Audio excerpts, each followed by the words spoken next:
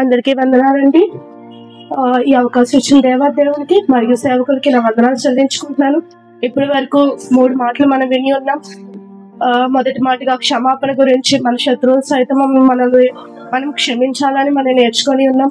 ఈ సిలువలో 7 మాటలు కూడా ప్రతి ఒక్క మాట మనకి ఏదో ఒక పాఠాన్ని నేర్పిస్తుంది. మొదటి మాట మనకి క్షమాపణ, మన మిత్రుల్ని క్షమించడం కాదు, మన శత్రువులు సైతం మనం క్షమించాలని నేర్పిస్తుంది. 2వ మాటలో రక్షణను గురించి, మారు మనస్సును గురించి యేసుక్రీస్తు గారు మనకి చెప్తున్నారు. 3వ మాటగా బాధ్యత, చివరి క్షణంలో కూడా, ఇప్పుడు కాదు ఉన్నప్పుడే కాదు, లాస్ట్ మినిట్ లో కూడా ఆయన తల్లి పట్ల ఎలా బాధ్యత కలిగి ఉన్నారు, బాధ్యత మన కుటుంబ పట్ల మనం ఎలా బాధ్యత కలిగి ఉండాలో జోష్ అండి మనకి ఎంతో చక్కగా వివరించి ఉన్నారు. ఇప్పుడు 4వ మాట నుంచి మనం ఏం నేర్చుకుంటున్నాం? 4వ మాటలో దేవుడు మనకేం నేర్పిస్తున్నాడు, ఆయన ఆ మాట ఎందుకు పలికాడు, ఆ మాట ఎందుకు పలకాల్సి వచ్చిందో మనం చూసుకుందామండి. మత్తయి సువార్త 27వ అధ్యాయం 46వ వచనం. 3 గంటలకు యేసు ఏలి ఏలి లామా శబక్తిని అని బిగ్గరగా కేక వేసెను. ఆ మాటకు నా దేవా నన్నెందుకు చెయ్యి విడిచిత్తువని అర్థము. చిన్న ప్రార్థన చేసుకుని వివరంలో కలుగు. పరిశుద్ధుడ, ప్రేమ గల తండ్రి, దయగల మా ప్రభువా, ఇదిగో తండ్రి నీ మాటని వివరించడానికి నిలబడి ఉన్నాను తండ్రి. నా జ్ఞానము కాదు కానీ తండ్రి ప్రభా, నీవే నాకు తోడై ఉండి నడిపించి నీ ఆత్మ సహాయంతో ఎలా వివరించాలి, ఈ మాట ద్వారా నీవు మాకు ఏ పాఠం నేర్పిస్తున్నావో జ్ఞానం కలిగి మేము నేర్చుకునేలాగా చూడండి ఆయన తండ్రి. వివరిస్తున్న నేను అర్థమయ్యే రీతిలో వివరించడానికి అవకాశం దయచేయండి. అలాగే తండ్రి ప్రభా, లేని మాటలు అవి నేను పుట్టించకుండా తండ్రి నీ పరిశుద్ధంలో ఏ మాటలు అయితే నువ్వు చెప్పినావో అవే నేను చెప్పడానికి అవకాశం దయచేయండి తండ్రి ప్రభా. అలాగే తండ్రి చెప్తున్నా నేను చెప్పి మర్చిపోయేదానిగా కాకుండా దాన్ని నేను పాటించే బిడ్డగా కూడా నేను నిలిచమని అడుగుతున్నాను తండ్రి. మేమందరూ నీ వాక్యానుసారం జీవించే జీవితాలు మా అందరికీ దయచేస్తారని నమ్మచ్చు. మరొకసారి పాదాలు చెంతకు వచ్చే వరకు నేను ఎక్కడ నేను మా అందరినీ భద్రపరచమని ఈ చిన్న ప్రార్థన స్నామంలో అడిగడుకుంటున్నాం తండ్రి, ఆమేన్. ఈ మాట ఏలి అని లామా శబక్తిని అంటే నా దేవా నన్ను ఎలా చెయ్యి విడిచివి. ఇంచుమించు ఎన్ని గంటలకండి? 3 గంటల మధ్యాహ్న కాల సమయంలో ఆయన ఈ మాట పలికారంట. నా దేవా నా చెయ్యి ఎందుకు విడిచావు అని. ఆ మాట ఎందుకు ఆ సిలువలో పలకాల్సి వచ్చిందంటే ఆయన ప్రవచన నెరవేర్పు. ముఖ్యంగా అయితే ముందైతే ఫస్ట్ గా మనం చూసుకుంటే ప్రవచనాన్ని నెరవేర్చాలి. ఆయన ఎందుకు వచ్చారంటే ప్రవచనాలన్నీ నెరవేర్చడానికి, మనల్ని పాపం నుంచి రక్షించడానికి భూమి మీదకి వచ్చి ఉన్నారు. అప్పటి వరకు ఎన్నో ప్రవచనాలు నెరవేర్చారు. ఆ సిలువలో కూడా, ఆ క్షణంలో కూడా అంత బాధపడుతూ, అంత రక్తాన్ని కాలుస్తూ కూడా ఆయన ఏం చేస్తున్నారంటే ఆయనకి ఇచ్చిన బాధ్యతని, ఏం బాధ్యత, ఆ ప్రవచనాన్ని నెరవేర్చాలి. ఆ ప్రవచనం ఆయన పలకాలి. నా దేవా ఎక్కడుంది ఆ ప్రవచనం? కీర్తన గ్రంథం 22వ అధ్యాయం 1వ వచనం చూసుకుంటే అక్కడ ఆ ప్రవచనం రాయబడి ఉంది. చదువుదామా? నా దేవా నీవు నన్నేల విడనాడితివి. అక్కడ కూడా ఆ ప్రవచనం నెరవేరుకుని ఆ క్షణంలో లాస్ట్ మినిట్ లో కూడా ఆయన ఆ సిలువలో అసలు ఓపికే లేదు ఆయనకి. ఎలా అంటే చాలా రక్తం కారిపోయి ఆ టైంలో కూడా ఆయన ఏంటి దేవుడు ఈ ప్రవచనాన్ని ఇంకా నేను నెరవేర్చాలి అని చెప్పేసి ఆయన ఆ మాటని పలికారు. నా దేవా నా చెయ్యి ఎలా విడనాడితివి. అయితే అప్పటి వరకు విడిచిపెట్టలేదా? ఆయన ఎంతో బాధగా చెప్తున్నారు ఆ మాట. సంతోషంతో చెప్పట్లేదు, ఆనందంతో చెప్పట్లేదు, ఎంతో బాధగా నా దేవా నా చెయ్యి ఎలా విడిచితివి అని చెప్తున్నారు. మరి అంత ముందు వరకు ఆయన విడిచి ఉండడం ఎక్స్పీరియన్స్ చేయలేదంటారా? అంత బాధ ఎందుకు పడ్డారు? ఇప్పుడు దేవుడు చెయ్యి విడిచిపెట్టారు, అంత బాధ ఎందుకు కలిగింది? అప్పటి వరకు దేవుడు ఎప్పుడు ఆయన చెయ్యి విడిచిపెట్టలేదు అంటే విడిచిపెట్టలేదు. ఆయన పుట్టిన నిత్యము దేవుడు ఆ యేసుక్రీస్తు గారికి తోడై ఉన్నారంట. ఆయన ద్వారానే క్రియలు చేశారు, ఆయన ద్వారానే ఎన్నో అద్భుత కార్యాలు చేశారు. ఆ రిఫరెన్స్ కూడా మనం చూసుకున్నాం. యోహాను సువార్త 5వ అధ్యాయం 19వ వచనం. యోహాను సువార్త 5వ అధ్యాయం వారికి ఇట్లా ప్రత్యుత్తరం ఇచ్చాను, తండ్రి ఏది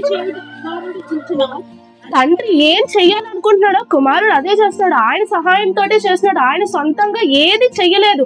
ఆయన చెయ్యి పట్టుకొనే ఆయన సేవలో అయినా చిన్నప్పటి నుంచి అయినా ఎప్పుడైనా ఆయన చెయ్యి పట్టుకొనే నడిపించాడు. ఎప్పుడు తండ్రికి గాని కుమారుడికి గాని ఎడబాటు అనేది రాలేదు. ఎప్పుడు వచ్చింది?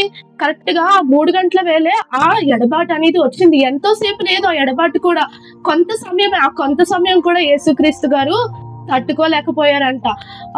అంటే ఎన్ని కార్యాలు చేసినా దేవుడు సహాయంతో ఆయన చేశారు, కానీ ఆయన విడిచిపెట్టి ఎప్పుడూ చేయలేదు. కాబట్టి ఎక్కడ బోధించినా సంబోధించినా ఆయన ఏం చేశారంటే తండ్రి తండ్రి తండ్రి. ఫస్ట్ మాటలో కూడా మనం చూసుకుంటే తండ్రి వీరేమి చేస్తున్నారో వీరు ఎరుగురు కనుక వీరిని క్షమించండి అని చెప్పారు, అవునా? మళ్ళీ లాస్ట్ పార్ట్ లో చూసుకుంటే తండ్రి నా ఆత్మ నీకు అప్పగించుచున్నాను, అక్కడ కూడా తండ్రి అనే చెప్తున్నారు. మరి ఇక్కడికి వచ్చేసరికి నా దేవా అని ఎందుకు పలుకుతున్నారు? ఎందుకంటే ఆ క్షణంలో మనందరి పాపాలు ఆయన మీదకి వెళ్ళగానే తండ్రి అని అనడానికి కూడా ఆయనకి భయం వేస్తుందంట. తండ్రి అనలేకపోతున్నారు, నా దేవా. ఆ క్షణంలో కూడా నా తండ్రి అనొచ్చు, కానీ పాపములన్నీ ఆయన మీదకి ఒక్కసారి రాగానే దేవుడు విడిచిపెట్టగానే తండ్రి అనలేక నా దేవా అని ఆయన ఆ క్షణంలో పలికారంట. మన పాపాలన్నీ ఆయన మీద పడగానే ఒకేసారి తండ్రికి కుమారుడికి ఎడబాటు కలిగిందంట. ఆ ఎడబాటులో ఆయన తట్టుకోలేకపోయారు. ఎంత చాలా కొంచెం నిమిషాలు, కొంచెం సెకండ్లు మాత్రమే ఆ ఎడబాటు, అసలు గంటలు. కానీ మనకి దేవునికి ఎంత ఎడబాటు ఉంటుందండి? నిజంగా చెప్పండి, మనము నిజంగా ఎంత ఎడబాటుగా దేవుళ్ళలో జీవిస్తున్నాము. నా దేవా ఆయన ఎలా అంటండి, నా దేవా బిగ్గరగా అరిచాడు. స్లోగా కూడా కాదు, ఎలా అంటే చాలా గట్టిగా. అసలు ఓపిక లేదు, శక్తి లేదు, రక్తం అంతా కారిపోయింది, ఎంతో నీరసంగా ఉన్నాడు. ఆ టైంలో కూడా ఎలా అంట, నా దేవుడు నన్ను ఎందుకు విడిచిపెట్టాడు? మనము అడుగుతాం దేవుడిని, నాకెందుకు అన్యాయం చేసావు అంతేనండి. ఏ విషయాల్లో, భూ సంబంధమైన విషయాల్లో మనం అడుగుతాము. ఆయన విడిచిపెట్టాడని ఎప్పుడైనా అడుగుతున్నావా? అసలు విడిచిపెడతాడా దేవుడు? విడిచిపెడతాడు. ఎప్పుడు?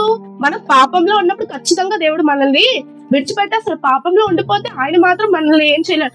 దాని నుంచి రావడానికి ప్రయత్నించామా? నిన్నే సేవకులు చెప్పారు, మనం ప్రయత్నించామనుకోండి దేవుడు ఖచ్చితంగా సహాయం చేస్తాడు. ఇప్పుడు మనం రోడ్డు మీద వెళ్తున్నాం, అప్పుడు గోతులో ఉన్నాడు, గోతులో నుంచి రావడానికి ప్రయత్నిస్తున్న వాళ్ళకి మీరు సాయం చేస్తారా? గోతులో ఉండడానికి ఉన్న వాళ్ళకి సాయం చేస్తారా? రావడానికి ఎవరైతే రావడానికి ప్రయత్నిస్తారో వాళ్ళకి మీరు చెయ్యందిస్తారు. లేదా ఇక్కడే ఉంటాను, ఈ గొయ్య నాకు నచ్చింది అన్నప్పుడు, లేదంటే ఆ ఊపి నాకు నచ్చింది అన్నప్పుడు మీరు సాయం చేస్తారా?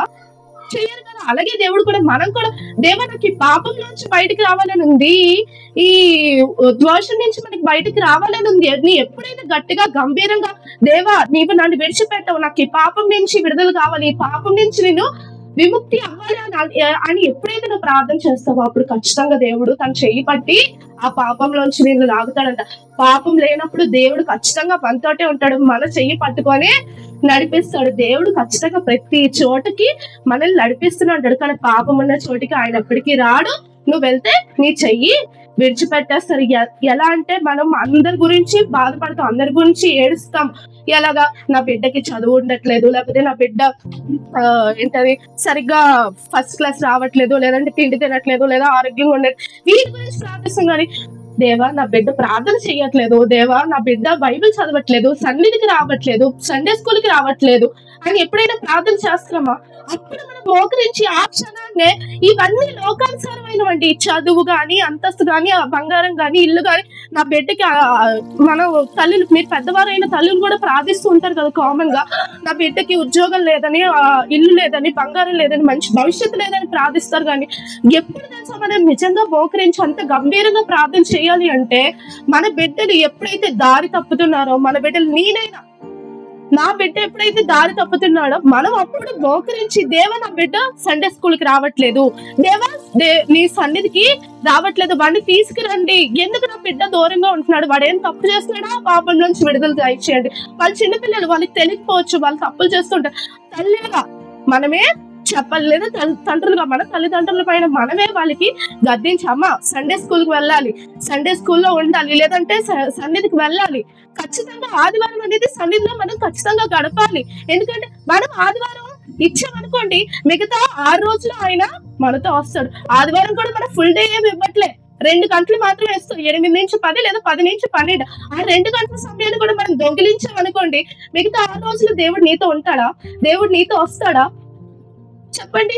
ఎప్పుడు మనం ఆయన సమయాన్ని దొంగిలించే వారిగా ఉండకూడదు. ఆయన సమయానికి ఆయనకు అప్పచేసేసాం అనుకోండి, ఆయనకి ఇచ్చేసాం అనుకోండి, దేవుడు మిగతా రోజులు ఆయన మనకి సహాయం చేస్తాడు. ఎప్పుడు మనం బిగ్గరగా అరిచి దేవుడికి అడగాలి తెలుసా, మనకి ఇల్లు ఇవ్వలే, అంతస్తు ఇవ్వలే అని ఎప్పుడు బిగ్గరగా అడగకూడదు. ఎందుకంటే ముందు ఆయన నీతిని, ఆయన రాజ్యాన్ని ఎప్పుడైతే మనం వెతుకుతామో ఖచ్చితంగా మిగతావన్నీ మన వెంట అవి వస్తాయి కామన్ గా. ఎప్పుడైతే మనం ఆయన ముందు ఆయన నీతిని రాజ్యాన్ని వెతకాలి, అప్పుడు మిగతావన్నీ మనకి ఐశ్వర్యమైన, అంతస్తైన, డబ్బు అయినా, చదువు అయినా, ఆరోగ్యమైన దేవుడు ఖచ్చితంగా దయచేస్తాడు. కానీ సన్నిధిలో నిలవబెట్టాలి. అప్పుడు మనం ఎప్పుడైతే సన్నిధికి రాలేదో ఆ రోజు ఖచ్చితంగా మనం ఆడాలి. అవకాశం ఉంటే రాలేదా ఖచ్చితంగా మనం ఆడాలి. అవకాశం లేదా దేవుడు కూడా క్షమిస్తాడండి. మనం మంచం మీద ఉన్నామా దేవుడు క్షమిస్తాడు. రాలేని చోటు ఉంటే దేవుడు క్షమిస్తాడు. కానీ రావాల్సిన టైంలో కూడా మనం తప్పించుకొని అనవసరమైన కారణాలు చెప్పుకొని దేవుని సన్నిధికి రాకపోతే దేవుడు క్షమిస్తాడు. ఆయన క్షమించడానికి సిద్ధమైన మనసు గలవాడు. కానీ బాధపడతాడు. ఈ బిడ్డ గురించి 6 దినాలు నేను ఎంతో ఆలోచన చేస్తున్నాను, ఎంతో ఆ బిడ్డ కోసం అంటే అనుకుంటారు, మేము కష్టపడిపోతుంటేనే మాకు అన్ని వచ్చేస్తున్నాయి అనుకుంటున్నారు. కానీ దేవుడు చెప్తున్నారు, తన ప్రియులు నిద్రించుండగా అవన్నీ వారికి అనుగ్రహింపడతాయి అని దేవుడు చెప్తున్నారు. నువ్వు అడుగుంటే దేవుడు అన్ని ఆ టైంకి అన్ని సెట్ చేసి ఉంచేస్తున్నాడు. ఎప్పుడు ఈ 6 రోజులు. కానీ ఆ 7వ రోజు ఎప్పుడైతే మనము దేవుడి దగ్గరకు వచ్చి దేవుడి సన్నిధిలో గడుపుతామో ఆ 2 గంటల మనకి ఎక్కువ టైం కూడా ఎవరు పెట్టరు. ఓన్లీ 2 hours పెడతారు. ఎక్కడైనా మాక్సిమం 2 hours 3 hours. ఆ 2 hours 3 hours కూడా మనం ఏం చేస్తాం, దాన్ని దొంగలిచ్చేవారిగా ఉంటాం. ఎప్పుడైతే సన్నిధికి రాలేదో అప్పుడు మనము బిగ్గరగా దేవుడి దగ్గరికి వెళ్ళి, నేను ఈ రోజు సన్నిధికి రాలేదు, నన్ను క్షమించడు తండ్రి, లేదా నా బిడ్డ సండే స్కూల్ నిజంగా తల్లిదండ్రులు కొంతమంది చదవట్లేదని కొట్టలు కొడతారు. అవునా కదా? నువ్వు చదవ్వా, నీకన్నా బాగా చదువుతున్నారు, నీకన్నా బాగా ఇదవుతున్నారు అని చాలా మంది తల్లిదండ్రులు పోటీ పోటీ పోటీ అంటారు. కానీ సండే స్కూల్లో పోటీ ఉంటుందా? సండే పాటలు పాడే విషయంలో పోటీ ఉంటుందా? ఇలా మాటలు చెప్పే విషయంలో వాళ్ళకి పోటీని ఇస్తున్నారా? లేదంటే మాట్లాడండి లేదా పాటలు పాడండి అని తల్లిదండ్రులుగా మనమే ప్రోత్సహించాలి. వాళ్ళ కోసం మనం ప్రార్థించి, దేవా వాళ్ళకి పాటలు పాడే స్వరాన్ని ఇవ్వు, లేదంటే వాక్యం చెప్పే స్వరాన్ని ఇవ్వు అని మనం అంతా బిగ్గరగా కేకలు వేసి, ఎంత అంటే చాలా బిగ్గరగా, ఎంత చిన్న ఎడబాటుని కూడా తట్టుకోలేకపోయారు.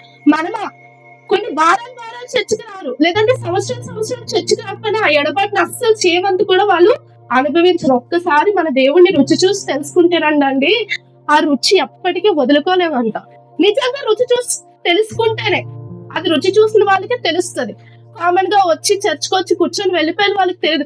ఆ ఆత్మ అనుభవాన్ని, లేదంటే సన్నిధికి వస్తే ఏం చెప్తారండి? ఏమైనా తప్పు చెప్తారా? తప్పుడుగా ఏమైనా చెప్తారా? మీకు ఇతరులకు క్షమించమని చెప్తారు, లేదంటే అందరితో సమాధానంగా ఉండమని చెప్తారు. అవే కదా మంచిగా కదా బోధిస్తారు. మీ పిల్లలకి ఏమైనా చెడు ఏమైనా బోధిస్తున్నారు? ఈ సంఘంలో ఏ సంఘంలో అయినా, ఏ సంఘంలో ఏ చెడు బోధించరు. ఇక్కడ క్షమాపణ గురించి మన దేవుడు క్షమాహృదయం కలవాడు. మనల్ని కూడా అలాగే ఉండమని చెప్తున్నాడు. ఇతరులకు క్షమించమ్మా, ఇతరులతో సమాధానంగా ఉండమా, లేని వారికి పెట్టమని చెప్తాడు, లేని వారికి సహాయం చేయమని మన దేవుడు చెప్తాడు. ఇక్కడ నిలబడిన సేవకులైనా ఎవరైనా అదే చెప్తారు. కానీ చెడైతే నేర్పించరు కదండి. చెడ్డవాడికి మనం పంపిస్తాం. అమ్మ నేను ఈరోజు సినిమాకి వెళ్తానంటే మనం పంపిస్తాము.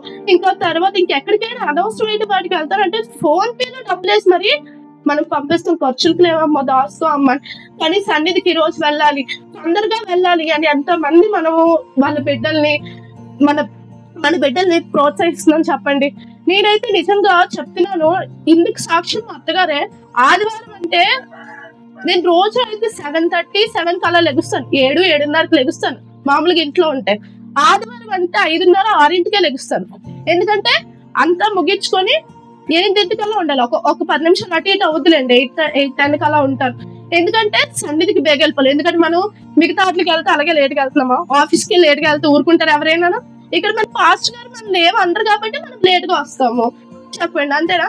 ఆఫీస్ లో లేట్ గా వెళ్తే మనకి హాఫ్ సాలరీ కట్ చేస్తారు, స్కూల్లో పనిష్మెంట్లు ఇస్తారు. అవునా? అందుకని మనం ఏం చేస్తాం, లేట్ గా వెళ్ళాం. నేనే తల్లిగా ఏం చేస్తాను, గబగబా లెగిసిపోయి 9 o'clock స్కూల్ అంటే 10 to 9 కల్లా అంతా ప్యాక్ చేసి పంపించేస్తాను. కానీ సన్నిధి కంటే అదే భయం మనకు ఉంటుందా? అంతకన్నా ఏంటండి, చదువుకుంటే నాకు తెలిసి మన బిడ్డలు చదువుకుంటే ఈ దేశం దాటి ఇంకో దేశానికి వెళ్తారేమో, అంతేనా? ఒక ఫారిన్ కంట్రీకి వెళ్ళి ఉద్యోగం చేయగలరేమో. కానీ దేవుళ్ళో మనం పెంచామనుకోండి, దేవుళ్ళో ఆయన యందు భక్తులు కలిగించి పెంచామనుకోండి, పరలోక దేశానికి అలా వెళ్తారండి. ఇక్కడ దేశాలు ఏముందండి, 60 సంవత్సరాలు 70 సంవత్సరాలు వాళ్ళు ఉంటారు. ఒక మానవుడు ఆయుష్ చెప్తున్నాను. కానీ అక్కడ యుగ యుగాలు పరలోక రాజ్యంలో దేవుడితో ఉంటారంట అండి. ఎప్పుడు మనము అంత ఆ ఎడబాటు దేవుడు యేసుక్రీస్తు గారు మనకి ఏం నేర్పిస్తున్నారంటే, ఆయనకి దేవునికి కడిగిన ఎడబాట్లో ఎంతైనా బాధపడ్డారో మన బిడ్డలకి, మన సంఘానికి, అదే మనము దేవునికి ఎంత ఎడబాటు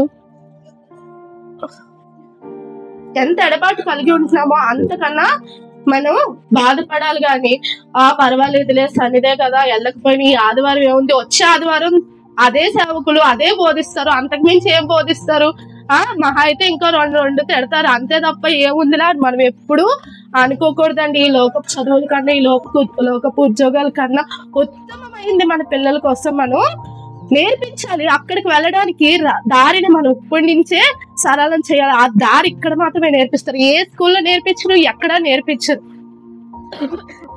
సండే స్కూల్కి కానీ సన్నిధికి కానీ టైంకి మనకి 8 సన్నిధి అంటే 9 వచ్చారు. ఇందాక చెప్పినట్టు ప్రసన్నంగా చెప్పినట్టు వచ్చే వాళ్ళు నిజంగానే ఉన్నారు. నిజంగా ఒక్కొక్కసారి మేమైనా లేట్ అవుతూ ఉంటాం, కానీ అలా మనం ఎప్పుడు రాకూడదు. ఆదివారం వచ్చిందా, నీ వర్క్లని పక్కన పెట్టి 6 దినాలు ఉన్నాయి మనకి, 6 దినాలు మనం షెడ్యూల్ చేసుకోవచ్చు కదా. ఆ ఒక్క దినం 2 గంటలు మనం ఎందుకు దొంగిలించాలి? సండే 6 అంటే 8 అంటే 8 మనం ఖచ్చితంగా 10 నిమిషాలకు ముందే వచ్చి పాటలకి సిద్ధపడే వారిగా, లేదా వాక్యం ఏం చెప్తా ఈ రోజు ఏం చెప్తారా. ఆదివారం వస్తే మనం ఎదురు చూస్తాం కదండి, ఈరోజు మన అమ్మాయిలు బిర్యానీ వండుతారా, చికెన్ వండుతారా, లేదా మటన్ వండుతారా, ఏం వండుతారని ఎదురు చూస్తాం. అలాగే ఆదివారం వచ్చిందంటే ఈరోజు సేవకులు ఈరోజు నాతో ఏం మాట్లాడతారు, సేవకుల ద్వారా దేవుడు ఏం మాట్లాడుతున్నాడు. ఎందుకంటే శరీరం తిన్నది ఆ రోజే శక్తినిస్తుంది. ఆత్మీయ వాక్యం మనము భుజించామంటే ఆ సాతాన్ని ఎదిరించడానికి ఆ వారం అంతా దేవుడు మనకి శక్తినిస్తాడు. ఎన్నో శక్తులు మన మీద దాడి చేస్తుంటే అవన్నీ మనం తట్టుకోలేము, మనము ఎదిరించలేము. ఎప్పుడు ఆయన ఆత్మ వాక్యం మన హృదయంలో ఉందంటే మనం ఆ శక్తులన్నిటిని ఎదిరించే శక్తిని దేవుడి ఆత్మ, దేవుడి వాక్యమే మనకి దయచేయగలదు. కాబట్టి మనం ఎప్పుడు ఏడ్చేవారిగా, ఎప్పుడు బాధపడేవారిగా ఉండాలంటే మన బిడ్డల గురించి కానీ, మన బంధువుల గురించి కానీ, లేదా మన ఇంట్లో సంబంధులు ఎవరైనా. చాలా మంది అనుకుంటారు, నేను సన్నిధికి వెళ్తున్నాను కదా, నేను ఒక్కదాని వెళ్తే సరిపోతే మిగతా అందరూ రావక్కర్లేదు. నేను వెళ్తాను కదమ్మా, నీకు స్పెషల్ క్లాస్ ఉందేమో నువ్వు వెళ్ళిపోలేదంటే నువ్వు ఫ్రెండ్స్ వెళ్ళు, నేను వెళ్తున్నాను కదా జోష్ అంటే మన అందరి గురించి ప్రార్థన చేసేస్తారు కదా, దేవుడు దీవించేస్తాను అంటారు. మరి అలాంటప్పుడు మీరు తినేయండి, పిల్లలు తిండి కూడా. ఎందుకు ఆ పిల్లలు కూడా ప్రోటీన్ గా, అంటే మనం ఇంకా గింజలను తిని వాళ్ళకి ఏం పెడతామండి, మంచి ఆహారం, ప్రోటీన్ ఫుడ్, మినరల్స్, ఫైబర్ ఉండే ఫుడ్, ఫ్రూట్స్ కానీ వెజిటేబుల్స్ కానీ మంచిగా పెడతాం. కానీ ఏం చేస్తాము, చర్చకొచ్చేసరికి నేను వెళ్తాను కదమ్మా, నేను వినేస్తున్నాను కదా, సేవకులు చెప్పినట్టు మీరు బోధించగలరా పిల్లలకి? సండే స్కూల్లో టీచర్ చెప్పినట్టు మీరు అర్థమయ్యే రీతి కథల రూపంగా మీరు చెప్పగలరా? చెప్పలేరు. ఆ జ్ఞానం వాళ్ళకి దేవుడు దయచేశాడు. కాబట్టి మీ మీరే కాదు, నేను వస్తే సరిపోతులే నువ్వు వెళ్ళు అని ఎప్పుడు చెప్పకండి. మీరు ఎలాగైతే మంచి ఆహారం మీరు ఆ పిల్లలకి పెట్టి బలంగా తయారు చేయాలనుకుంటున్నారో, అలాగే మన పిల్లలకి ఇక్కడ సన్నిధికి పంపించైనా, లేదా మన కుటుంబీకుల్ని సన్నిధికి తీసుకువచ్చైనా మంచి ఆహారం, ఇక్కడ నిజంగా జీవపు ఆత్మీయ ఆహారాన్ని దేవుడు అందిస్తున్నాడు సేవకుల ద్వారా. అది మనము వాళ్ళ హృదయాల్లో నింపామనుకోండి, సాతాన్ని ఎదిరించే శక్తిని దేవుడు దయచేస్తాడు. బలవంతం చేతుల బాణముల వలె మీ పిల్లల్ని దేవుడు తయారు చేస్తాడు. మన బాధ ఎప్పుడు ఎలా ఉండాలంటే, మన బిడ్డలు సండే స్కూల్కి రాకపోతే ఉండాలి, మన బిడ్డలు బైబిల్ చదవకపోతే ఉండాలి, మన బిడ్డలు ప్రార్థన చేయకపోతే మన బాధ ఉండాలి. కానీ చదువుది పక్కన పెట్టి పూర్తిగా పక్కన పెట్టకూడదు. చదువు ఉండాలి, కానీ ముఖ్యమైనది ఇది. చదువు ఎలాగైనా వస్తుంది, కానీ ముఖ్యమైనది ఇది ఎవ్వరూ గ్రహించరు. నేనైతే నిజంగా స్నేహితుకి అదే చెప్తాను, అత్తయ్యతో అయినా నా తల్లిదండ్రులతో అయినా ముందు ఈ పాటలు నేర్పించండి, లేదంటే సండే స్కూల్ కి. నేను నిజంగా గొప్ప కోసం నేను చెప్పట్లేదు, నాకు సాక్షి నేను చెప్పుకుంటానేమో, నాకు సాక్షులు వాళ్ళే, నా తల్లిదండ్రులైనా నా అత్తమామలైనా. ఒక్కొక్కసారి కొడతాను కూడా గట్టిగా. కొట్టినప్పుడు ఎందుకు మా పిల్లల్ని అలా కొట్టేస్తావు, ఎక్కువ ఆడకూడదు అంటే, ఆడకపోయినా ఏడ్చినా పర్లేదు అత్తయ్య, దేవుడు రక్షిస్తాడు. వాడికి మనం దెబ్బ కొట్టాలి. ఎప్పుడు సండే స్కూల్ చదివినప్పుడు బెత్తం వాడమని బైబిలే చెప్తుంది. అనవసరమైన వాటికల్లా మనం బెత్తం వాడతాం, కానీ అవసరమైన వాటికి వాడండి, దేవుడి విషయంలో వాడండి. తప్పిపోడి బాలుడు నడవలసిన త్రోవని వాడికి నేర్పము. వాడు పెద్దవాడు అయినా, కొన్ని బైబిల్లో వృద్ధుడైనా అని ఉంటది, కొన్ని బైబిల్స్ లో వృద్ధుడైనా అంటే ముసలివాడైనా తప్పిపోడంట. ఎప్పుడు వాడు చిన్నప్పుడే మన విత్తనం నాటితే పెద్ద అయ్యాక వచ్చారనుకోండి, వాళ్ళకి ఆ లోకపు సంబంధం అయినవన్నీ హృదయంలో ఉంటే ఏం చెప్పినా, సేవకులు ఏం చెప్పినా అర్థం కాదు. కానీ చిన్నప్పటి నుంచే మనం ఇందులో పెంచామనుకోండి, దేవుళ్ళలో పెంచామనుకోండి, అప్పుడు పెద్దవాడు అయినప్పుడు కూడా ఏదైనా తప్పు చెయ్యాలని ఆలోచన కలిగినప్పుడు యోసేపు చేశాడండి, తప్పు చెయ్యలేదు. తను పాపం చేయమని ప్రేరేపించినా పాపం చేయడానికి ఇష్టపడలేదు. ఎందుకంటే తనకి చిన్నప్పటి నుంచి దేవుడు అంటే అంత భక్తి. ఎప్పుడైతే మన పిల్లల్ని చిన్నప్పటి నుంచే పెంచుతామో ఏ పాపం వాళ్ళ మీద ఏలుబడి చేయకుండా దేవుడు కాపాడుతాడు. అందుకని మన ఏడుపు గాని, మన బాధ గాని, మన కన్నీరు కారుస్తాం. అనేకమైన వ్యర్థమైన వాటి మీద కన్నీరు కారుస్తాం గాని ఉపయోగపడే ఆ పరలోక సంబంధమైన వాటి కోసం మనం కన్నీరు కార్చే బిడ్డలుగా ఆ యేసుక్రీస్తు గారు వ్యర్థమైన వాటి గురించి మీరు దేవుడిని అడగండి. నాకేం చేసావు, నాకు అన్యాయం చేసావు, నా ఆస్తి లాగేసుకున్నావు, నా డబ్బు లాగేసుకున్నావు, నా బిడ్డలు లాగేసుకున్నావు అని అడగండి. ఎప్పుడు నా దేవా నువ్వు నన్ను ఎప్పుడు విడిచిపెట్టు. ఒకవేళ నాలో పాపం ఉండి నువ్వు దూరంగా ఉంటున్నావా, ఆ పాపం నాలోంచి తీసివేసే. మీరు ప్రయత్నించండి. ప్రయత్నానికి దేవుడు సహాయం జోడైంది అనుకోండి, ఖచ్చితంగా విజయమే. మన ప్రయత్నానికి దేవుడు సహాయం తోడవ్వాలి. అప్పుడు ఖచ్చితంగా పాపం మీద మనం విజయం చూడగలం. ఈ చిన్న మాటలు దేవుడు దీవించుగా.